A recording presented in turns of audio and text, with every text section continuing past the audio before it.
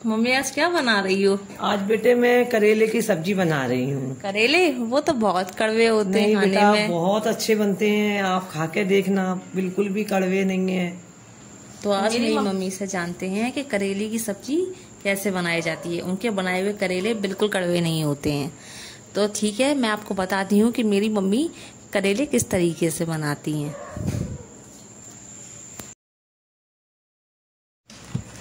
तो हमारी मम्मी ने सबसे पहले आधा किलो करेले धो लिए हैं अच्छी तरह से, और अब हम इनको छीलेंगे। इनको छीलने के लिए भी एक अलग तरीका होता है, और वो मैं आपको दिखाती हूँ कि किस तरह उन्होंने छीला है। इनको ऐसे करके थोड़ा थोड़ा निकालना है, और इनके छिलकों को भी हम फेंकेंगे नहीं। ये जो छिलके हैं ये भी आगे जो है करेलों को भरने के लिए काम आएंगे।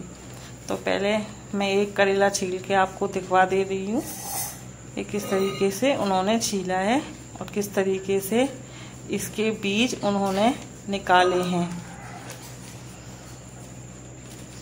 करेले के छिलके को ऐसे खुरच के एकदम साफ कर लेना है, और इस तरीके से बीच में से कट करके उसके बीज निकाल लेने हैं, और दोनों चीज़ों को अलग अलग रखना है।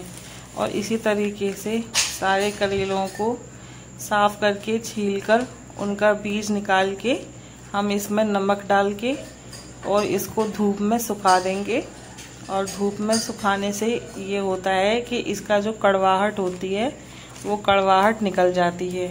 ये मैंने सारे करेले मम्मी ने अलग अलग कर लिए हैं, और अब इन सब में नमक डालेंगे और इनको धूप में सुखाने के लिए रख देंगे। आप बिना धूप में सुखाए भी बना सकते हैं, लेकिन उससे थोड़ा सा कड़वा रहता है। अगर आप नमक डाल के धूप में एक बार इसको सुखा लेंगे तो ये कड़वे नहीं होंगे। और धूप में सुखाने के बाद इसको मम्मी ने हल्का सा बॉईल कर लिया है। तो ये बॉईल करने के बाद इस तरीके से दिखाई दे रहे हैं, और ये छिलके और बीज अलग अलग रखने हैं और करेले अलग रखने हैं। ये 3 से 4 मीडियम साइज़ की प्याज है जो हमने इस तरीके से स्लाइसेस में काट ली है। और इतना सामान है, जो मटेरियल है इतना सामान हमको अभी लगेगा करेले को बनाने के लिए।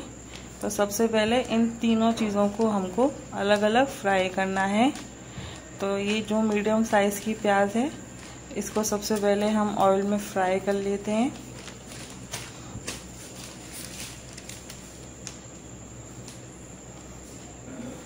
इस प्याज को गोल्डन ब्राउन होने तक फ्राई करेंगे, और हाई फ्लेम पर फ्राई करेंगे जल्दी से।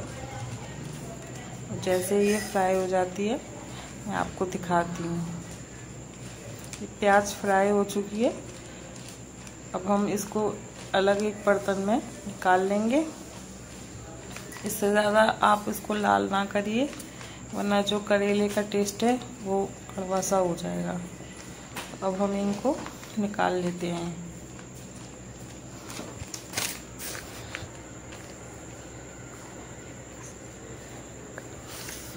सारी प्याज हमने निकाल ली है अपनी।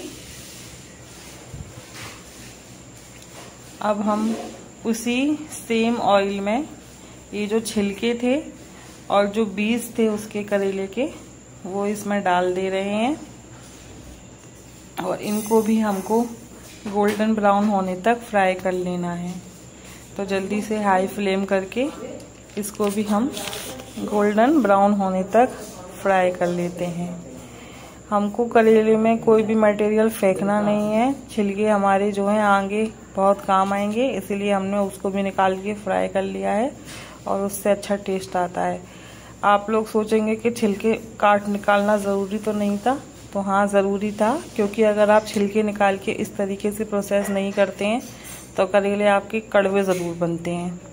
इसलिए हम छिलके निकाल के उसको अलग से फ्राई कर लेते हैं, जिससे कि करेले में जो कड़वाहट है वो पूरी तरह से निकल जाती है। और इस तरीके से अगर आप करेले बनाकर आप देखिएगा, आपको करेले बिल्कुल भी कड़वे नहीं लगेंगे। ये मेरी मम्मी की बहुत पुरानी रेसिपी है, और ये इसी रेसिपी की वजह से हमारे करेले जो हैं हमारे बहुत फेवरेट भी हैं। तो ये जो बॉयल करेले हैं उनको भी हम तेल में फ्राई कर लेंगे। तो 2-2, 3-3 करके फ्राई करिए, क्योंकि इकट्ठे अगर आप इसमें डाल देंगे सारे तो वो टूट जाएंगे और फिर स्टफ़ करने में परेशानी होगी। इसलिए मैं 3-3, 4-4 करके सारे करेले जो हैं उनको फ्राई कर ले रही हूँ। तो हाई फ्लेम पर ही ये सारा काम करना है। देखिए जो हल्के से गोल्डन ब्राउन दिखाई दे रहे हैं, इतना ही इसको करना है। और ये मैंने सारा जो सामान है अपना फ्राई कर लिया है। तो फ्राई करने के बाद अब हम इसका मसाला तैयार करेंगे।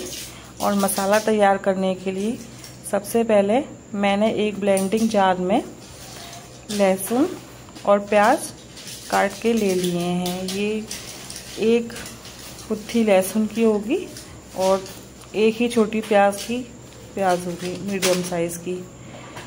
और सारा मसाला हम इसी में एक ही बार ऐड करेंगे और सारा सामान उसी में बना देंगे, डाल देंगे। ये जो है आधी छोटी चम्मच कलौंजी है और 1 छोटी चम्मच सौंफ है और आधी छोटी चम्मच ज़ीरा है। ये भी हम इसी ब्लेंडिंग जार में डाल देंगे। और अब हम इसमें कुछ मसाले ऐड करेंगे। तो ये आधी छोटी चम्मच हल्दी पाउडर है, 1 बड़ा चम्मच धनिया पाउडर है और आधी छोटी चम्मच लाल मिर्च पाउडर है। आप इसको मसालों को अपने हिसाब से एडजस्ट कर सकते हैं क्वांटिटी के अकॉर्डिंग। और ये नमक है, आप अपने टेस्ट के अकॉर्डिंग इसको भी ऐड कर लीजिए। और अब हम इसको पीस लेते हैं। तो मसाला मेरा जो है वो पिस गया है। अब हम आगे अपने करेलों के लिए स्टफिंग तैयार करेंगे। तो सबसे पहले मैंने तेल में वही मसाला डाल दिया है जो मैंने अभी तैयार किया था और इसको तेल सेपरेट होने तक भून लेना है। तो इस प्रोसेस में थोड़ा सा टाइम लगता है, क्योंकि अगर मसाला अच्छी तरह से आपका नहीं भुनता है तो फिर वो उसमें टेस्ट उस तरीके से नहीं आता। तो बिल्कुल लो फ्लेम पर आप इसको भूनते रहिए जब तक कि जो ऑयल है वो सेपरेट नहीं हो जाए। और जो भी मसाले में एक्स्ट्रा मसाला होता है ब्लेंडिंग जार में, उसमें थोड़ा सा पानी डाल के उसको भी मेरी मम्मी ने निकाल लिया है। अब इसमें डाला है 1 छोटी चम्मच आमचूर पाउडर। आमचूर पाउडर ज़रूर से डालिएगा। और अगर आप आमचूर पाउडर नहीं डालना चाहते हैं तो जो हरी वाली जो आम होते हैं वो डाल सकते हैं, पर वो सीज़न में ही अवेलेबल होता है और आमचूर पाउडर हर समय अवेलेबल होती है। तो ये जो मेरा मसाला है वो भुन गया है। अब जो छिलके और प्याज मैंने भूनी थी वो भी मैं इसमें ऐड कर दे रही हूँ। तो ये छिलके हैं और उसके बीज हैं करेले के और भुनी हुई प्याज है। ये सारे सामान मैंने लेकर 1 से 2 मिनट तक भूना है इसको। और 1 से 2 मिनट तक ही इसको भूनना है और इसमें कोई भी पानी ऐड नहीं किया है। और इसको बिल्कुल अच्छी तरह से भूनते रहेंगे जब तक कि सारा मसाला और सारा प्याज और जो भी मटेरियल हमने डाला है वो एक सा नहीं हो जाता। और उसके बाद हम आगे का प्रोसेस करेंगे। तो मेरा मटेरियल तैयार हो गया है। अब हम अपने करेलों को स्टफ़ करेंगे। तो ये जो करेले हैं इसमें मैंने जो स्टफिंग बनाई थी तो 1 चम्मच स्टफिंग मैं इसमें डाल रही हूँ और आपको दिखाऊंगी कि कैसे इसको मैंने स्टफ़ किया है। तो ये धागा लिया था मैंने और इस धागे से अब मैं इसको स्टफ़ करूँगी और इसको इस तरीके से बांध देंगे ताकि आगे जब हम प्रोसेस करेंगे इसको तो वो जो मसाला है वो बाहर नहीं निकलेगा। देखिए इस तरीके से मैंने इनको बांध दिया है। अब ये जो मसाला है किसी भी तरह से बाहर नहीं आएगा। एक मैं दूसरा भी करके दिखाती हूँ आपको किस तरीके से इसको जो है बांधना है।